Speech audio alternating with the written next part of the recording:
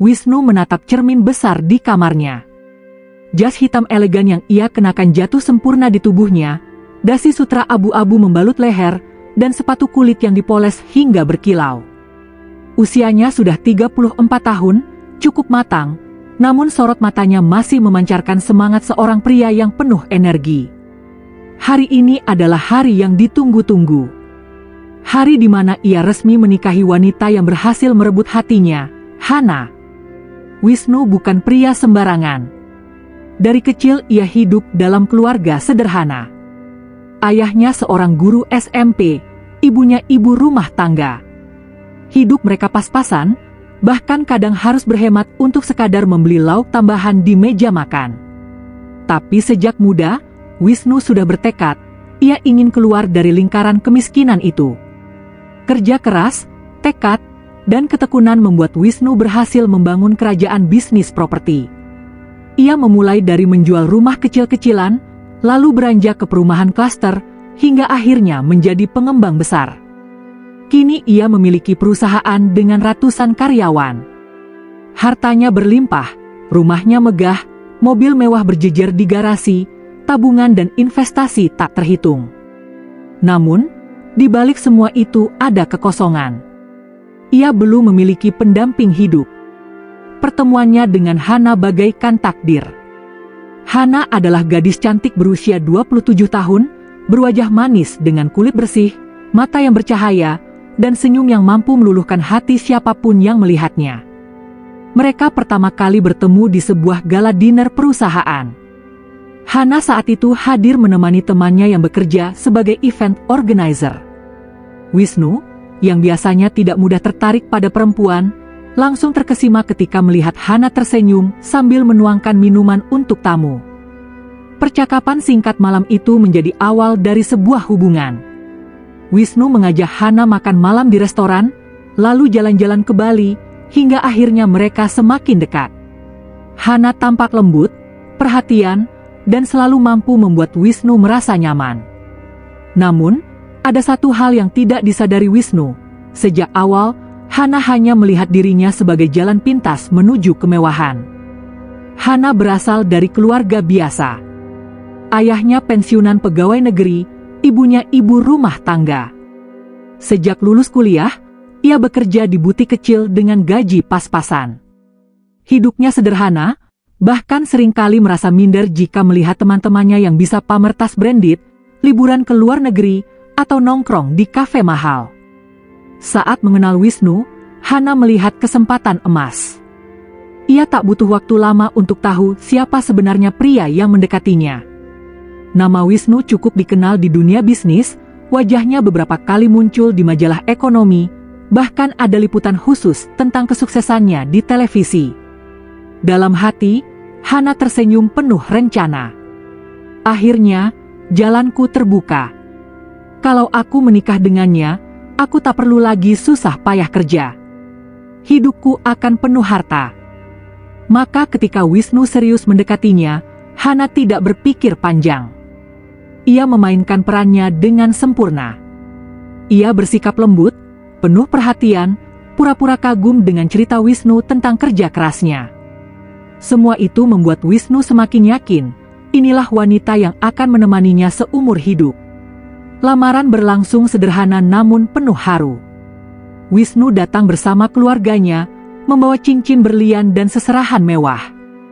Mata Hana berbinar ketika cincin itu melingkar di jarinya. Bukan karena cinta, melainkan karena kilauan berlian yang menghiasi tangannya. Pernikahan mereka digelar dengan sangat meriah. Ballroom Hotel Bintang 5 disulap menjadi taman megah dengan hiasan bunga-bunga segar.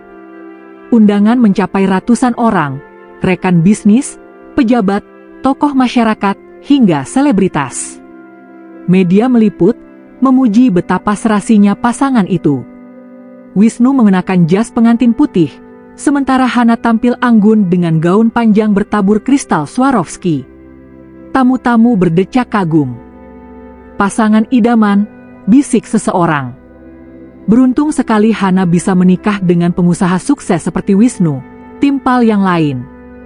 Hana tersenyum manis, melambaikan tangan kepada tamu. Di balik senyumnya, hatinya berteriak penuh kemenangan. Akhirnya aku berhasil. Aku bukan lagi gadis miskin yang harus berhitung setiap belanja. Kini aku istri seorang konglomerat. Setelah pesta usai, mereka menempati rumah megah di kawasan elit.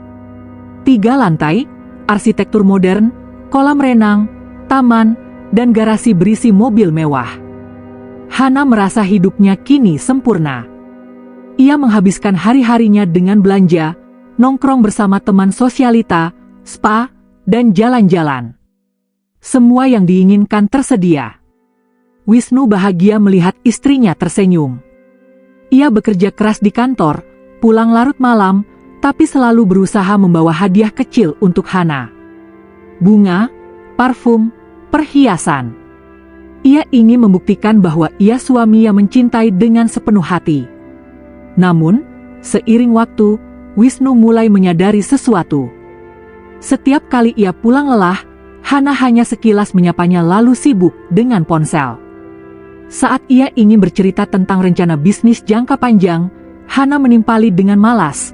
"Oh, iya, baguslah." Lalu melanjutkan menonton drama Korea di televisi. Wisnu berusaha menepis keraguan. Mungkin dia butuh waktu beradaptasi, pikirnya. Tapi jauh di lubuk hati, ada rasa hampa. Cinta yang ia berikan seolah tak mendapat balasan. Meski begitu, Wisnu tetap menaruh harapan. Ia percaya pernikahan mereka akan kuat, bahwa Hana pada akhirnya akan belajar mencintainya dengan tulus. Ia tidak tahu, badai besar sedang menunggu di depan. Pagi itu, Wisnu duduk di ruang makan dengan wajah lelah. Sejak beberapa bulan terakhir, ia jarang bisa tidur nyenyak. Matanya menatap kosong ke arah secangkir kopi hitam yang mulai dingin di hadapannya. Pikirannya penuh dengan angka, laporan, dan berita buruk tentang kondisi perusahaan. Krisis ekonomi yang melanda negeri membuat bisnis properti terpukul. Beberapa proyek pembangunan terhenti, investor menarik diri, dan penjualan menurun drastis. Untuk pertama kalinya setelah bertahun-tahun, Wisnu merasa posisinya goyah. Ia tahu cepat atau lambat, Hana harus tahu keadaan sebenarnya. Tidak mungkin ia terus menutupi masalah ini. "Hana," panggilnya pelan. Dari ruang keluarga, Hana muncul sambil memainkan ponselnya. Wajahnya tetap cantik dengan make up tipis, rambut tergerai indah, dan gaun tidur satin yang membungkus tubuhnya. Namun, ekspresinya datar, seolah keberadaan Wisnu hanya sekadar pengisi rumah. "Ada apa, Mas?" tanyanya singkat tanpa menoleh penuh, matanya masih tertuju pada layar ponsel. Wisnu menarik napas panjang. "Sepertinya, kita harus mulai hidup lebih hemat. Bisnis sedang goyah. Ada beberapa proyek yang terhenti, dan perusahaan mulai merugi." Hana berhenti sejenak, lalu menatap Wisnu dengan dahi berkerut. "Maksudmu, kita nggak bisa lagi hidup seperti biasanya?" "Bukan begitu, Nah. Hanya sementara. Kita harus menyesuaikan dulu. Jangan terlalu boros. Aku yakin ini cuma badai sementara." Namun, bukannya mengerti, wajah Hana langsung berubah masam. Ia menatap Wisnu seolah mendengar sesuatu yang sangat menjijikan. "Astaga, Mas? Kamu serius? Jadi aku nggak bisa belanja lagi, nggak bisa ikut arisan sosialita, nggak bisa jalan-jalan ke luar negeri?" Wisnu terdiam. Kata-kata Hana seperti pisau yang menusuk hatinya. "Aku malu, Mas. Teman-temanku pada pamer tas Hermes, liburan ke Eropa, sedangkan aku nanti disuruh hemat? Apa kata mereka? Aku ini istri konglomerat, bukan istri tukang becak." "Hana, jangan bicara begitu." Wisnu berusaha menahan perasaan. "Aku bicara apa adanya," potong Hana dengan suara meninggi. "Kalau kamu nggak bisa jaga bisnis kamu, buat apa aku nikah sama kamu?" Wisnu terdiam. Tangannya mengepal di bawah meja, namun wajahnya tetap datar. Ia menelan semua kata-kata pedas itu. Hari-hari berikutnya, kehidupan rumah tangga mereka makin tegang. Hana mulai sering mengeluh. Setiap kali kartu kreditnya ditolak karena limit yang ia habiskan terlalu cepat, ia akan marah besar. "Apa-apaan ini, Mas? Aku belanja sedikit aja sudah ditolak. Kamu tahu malu nggak sih? Punya istri tapi nggak bisa kasih fasilitas layak." "Nah, tolong pahami dulu. Aku sedang berusaha menyelamatkan perusahaan. Kalau kita sabar, semuanya akan kembali normal." "Sabar? Aku sudah cukup sabar, Mas. Aku nikah sama kamu karena aku kira hidupku bakal terjamin, bukan sengsara kayak gini." Wisnu hanya bisa menarik napas panjang. Ia mulai sadar, ucapan Hana yang tajam itu bukan sekadar emosi sesaat. Itu adalah isi hati yang sebenarnya. Beberapa bulan kemudian, keadaan semakin memburuk. Rumah mewah mereka akhirnya dijual. Mobil-mobil sport dilelang. Semua itu demi menutup utang perusahaan yang membengkak. Hana hampir pingsan ketika tahu mereka harus pindah ke rumah sederhana di pinggiran kota. "Aku nggak mau tinggal di tempat kumuh begini." Hana berteriak histeris saat pertama kali melihat rumah baru mereka. Rumah itu sebenarnya masih cukup layak, 2 lantai sederhana dengan cat putih polos, namun bagi Hana yang terbiasa dengan kemewahan, itu bagaikan neraka. "Kita harus mulai dari nol lagi, Nah," kata Wisnu pelan. "Aku janji, ini hanya sementara." Hana menatapnya dengan mata penuh kebencian.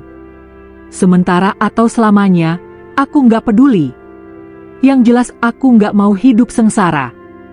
Hari-hari di rumah sederhana itu penuh pertengkaran. Hana selalu mencari alasan untuk marah. Masakan sederhana dianggap tak layak. Pakaian biasa dianggap memalukan.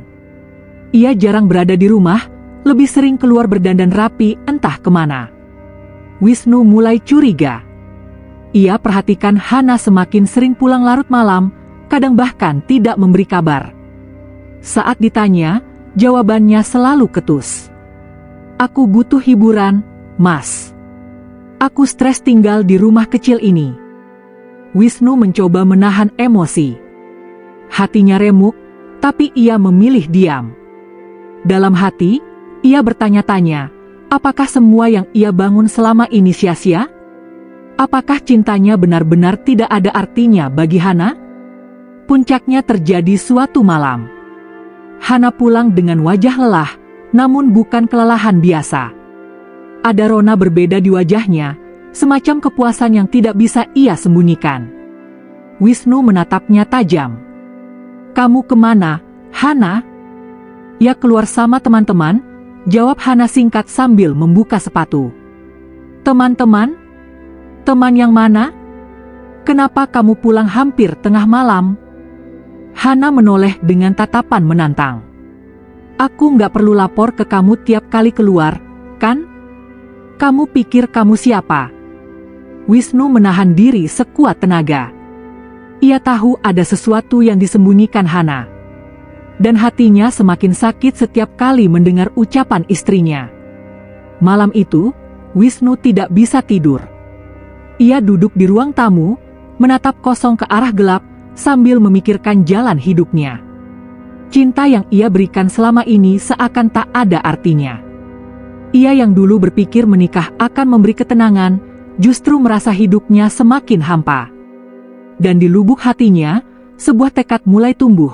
Ia harus tahu sejauh mana Hana akan melukai dirinya. Wisnu sudah berminggu-minggu dihantui rasa curiga. Setiap malam Hana pulang larut, dengan alasan yang selalu berubah-ubah. Kadang katanya arisan, kadang dinner dengan teman lama, kadang pula sekadar butuh me time. Tapi Wisnu tahu, ada sesuatu yang lebih dari itu. Ia sudah terlalu sering melihat gelagat aneh, parfum yang berbeda, senyum samar di layar ponsel, hingga sikap Hana yang semakin dingin padanya. Suatu malam, rasa penasarannya memuncak. Hana berpamitan keluar dengan alasan menghadiri acara ulang tahun seorang teman. Wisnu mengangguk, pura-pura percaya. Namun, begitu Hana keluar dari rumah, ia diam-diam mengikuti dengan mobil tuanya. Di jalan, jantung Wisnu berdegup kencang. Ia merasa seperti seorang detektif amatir yang hendak mengungkap kebenaran pahit. Tangannya berkeringat di atas setir, pandangan matanya fokus pada mobil yang dikendarai Hana. Mobil Hana berhenti di sebuah restoran mewah di pusat kota. Wisnu menepikan mobilnya agak jauh. Dari kejauhan, ia melihat Hana turun dengan gaun elegan yang jelas bukan gaun untuk sekadar acara ulang tahun biasa. Beberapa menit kemudian, seorang pria muncul menyambut Hana. Lelaki itu berpenampilan rapi, dengan jas hitam yang terawat, dan wajah penuh percaya diri. Mereka berdua saling berpelukan erat. Wisnu menahan napas. Dunia seakan berhenti berputar. Dadanya terasa sesak, seolah dihantam palu godam. Itu Arman, gumam Wisnu pelan. Ya, pria itu adalah Arman, rekan bisnisnya dulu. Orang yang pernah ia percaya sebagai teman sekaligus partner kerja. Pemandangan itu membuat lututnya lemas. Ia ingin segera berlari dan menghajar Arman, tapi kakinya membeku. Hatinya hancur, bukan karena dikhianati Arman, tapi karena orang yang paling ia cintai ternyata ikut menusuk dari belakang. Wisnu menunggu. Ia ingin memastikan. Beberapa jam kemudian, setelah makan malam romantis, Hana dan Arman keluar dari restoran dengan bergandengan tangan. Mereka lalu masuk ke mobil Arman dan melaju ke sebuah hotel berbintang. Wisnu mengikuti dengan tubuh gemetar. Setiap detik terasa begitu panjang. Saat melihat Hana dan Arman masuk ke dalam hotel, ia tahu tak ada lagi yang bisa ia sangkal. Air matanya jatuh tanpa ia sadari. Tangannya bergetar di atas setir. Malam itu, ia duduk lama di parkiran hotel, mencoba menerima kenyataan pahit, istrinya selingkuh dengan pria yang dulu ia sebut sahabat. Keesokan harinya, Wisnu menunggu Hana pulang. Saat pintu rumah terbuka, ia sudah duduk di ruang tamu dengan wajah dingin. Hana, panggilnya dengan suara berat. Hana menoleh sebentar, lalu berjalan masuk sambil melepas heels. "Kenapa, Mas? Mukamu tegang begitu." "Aku mau tanya satu hal," kata Wisnu, menatap tajam. "Kamu sama Arman ada apa?" Pertanyaan itu membuat Hana terkejut sepersekian detik, namun ia segera menutupi dengan tawa kecil. "Arman? Masih ingat aja sama dia?" "Nggak ada apa-apa, Mas. Dia cuma teman lama." Wisnu melemparkan sebuah foto ke meja. Foto itu ia ambil diam-diam semalam, saat Hana dan Arman berpelukan di depan restoran. Wajah Hana langsung pucat. Tangannya gemetar, matanya melebar tak percaya. "Hana," suara Wisnu serak, "jangan bohong lagi. Aku lihat semuanya dengan mata kepalaku sendiri. Kamu masuk hotel dengan dia." Suasana hening. Detik itu juga, semua topeng yang selama ini dipakai Hana runtuh. Ia tidak lagi berusaha menyangkal. "Kalau aku bilang iya, terus kenapa?" jawab Hana dengan nada menantang. Wisnu terdiam. Ia tak menyangka Hana akan berkata seberani itu. "Kamu tega? Setelah semua yang aku lakukan, setelah semua yang aku korbankan," suaranya pecah, menahan tangis. "Tega? Mas, aku capek hidup susah. Aku butuh laki-laki yang bisa jamin hidupku. Kamu dulu kaya, aku bangga jadi istrimu. Tapi sekarang, kamu nggak ada apa-apanya." "Hana!" Wisnu membentak, suaranya bergetar. "Aku suamimu. Aku berjuang mati-matian untuk kita, tapi kamu malah..." "Aku nggak pernah cinta sama kamu, Mas," potong Hana dengan suara lantang. "Aku nikah sama kamu karena harta. Kalau hartamu hilang, buat apa aku bertahan?" Kata-kata itu bagaikan belati yang menusuk dada Wisnu. Hancur sudah sisa-sisa harapannya. Cinta tulus yang ia beri bertahun-tahun tak lebih dari permainan bagi Hana. Hari itu juga, Wisnu mengambil keputusan. ia mengajukan gugatan cerai. Hana tidak menolak, malah menandatangani dengan wajah puas, seolah lepas dari beban. "Bagus, Mas. Akhirnya kamu sadar juga.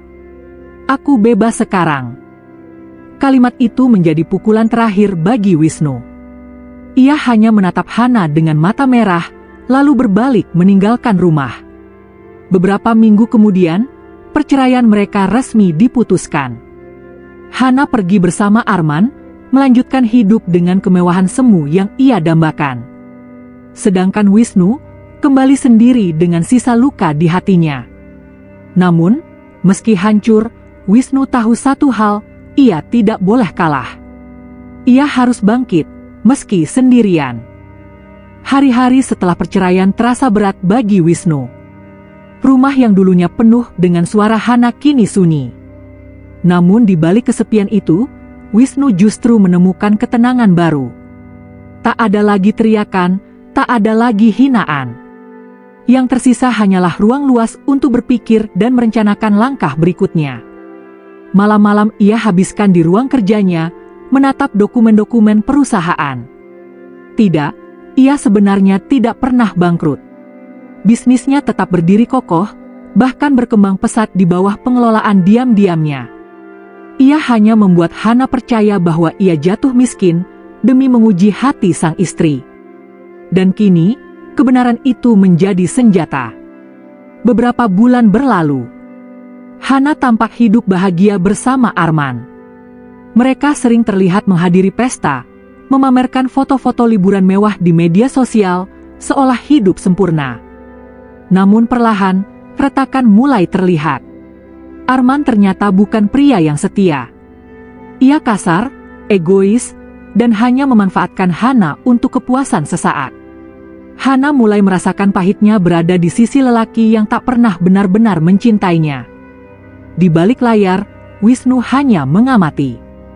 Ia tidak buru-buru membalas, ia menunggu waktu yang tepat.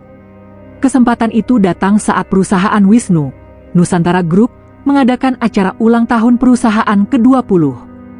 Acara itu digelar besar-besaran di Hotel Bintang 5, mengundang para pejabat, pengusaha, hingga para karyawan. Di antara tamu yang hadir, ada Arman. Ia datang dengan percaya diri, mengenakan jas mewah. Di sampingnya berdiri Hana, dengan gaun indah yang seolah ingin menunjukkan bahwa ia masih menjadi nyonya bagi seorang pria mapan.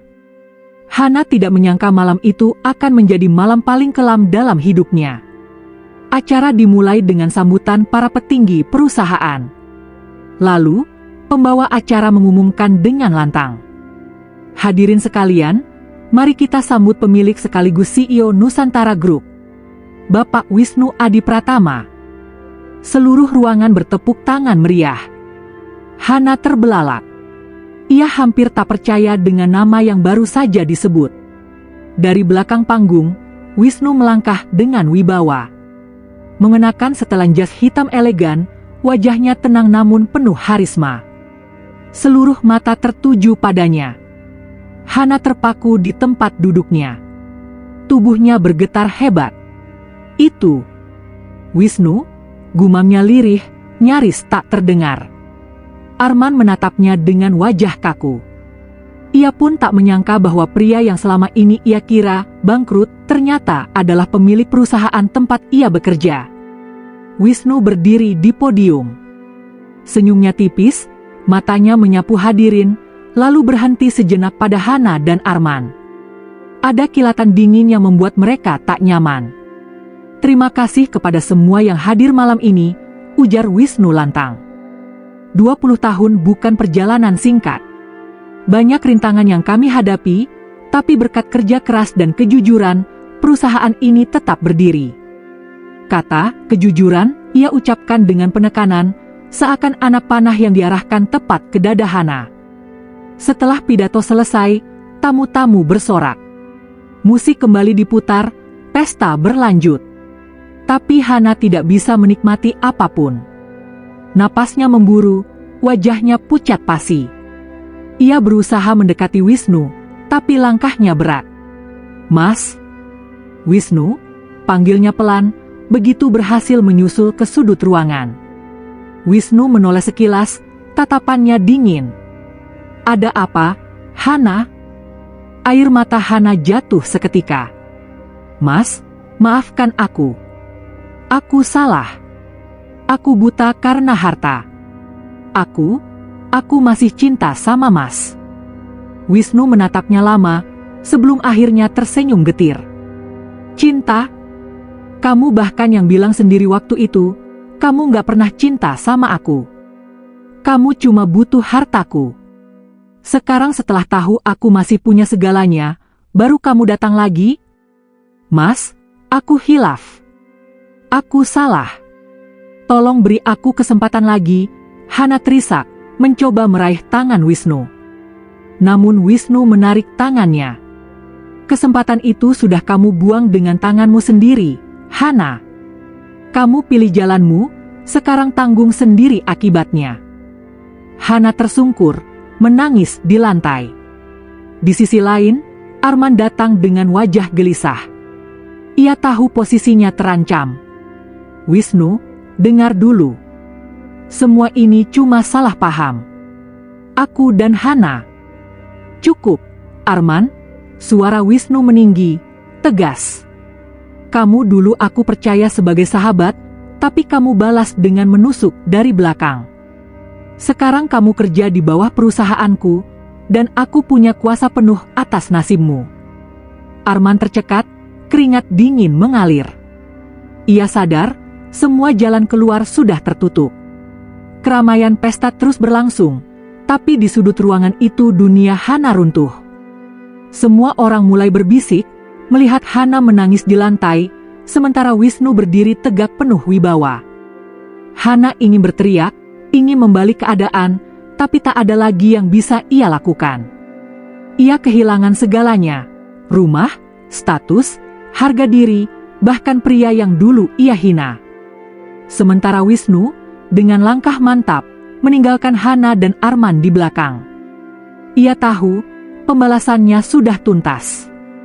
Bukan dengan kekerasan, bukan dengan kemarahan, tapi dengan kebenaran yang tak terbantahkan. Di pintu keluar, Wisnu menoleh sekali lagi. Tatapannya tajam, kalimat terakhirnya meluncur dingin. "Harta bisa hilang, Hana. Tapi cinta dan kesetiaan, itu yang seharusnya kamu jaga. Sayang, kamu memilih mengkhianati." Hening. Wisnu melangkah pergi, meninggalkan jejak kemenangan yang membekas di hati semua orang yang menyaksikan. Sedangkan Hana, terpuruk, hanya bisa menyesali kebodohannya. Dan malam itu, balas dendam Wisnu pun sempurna.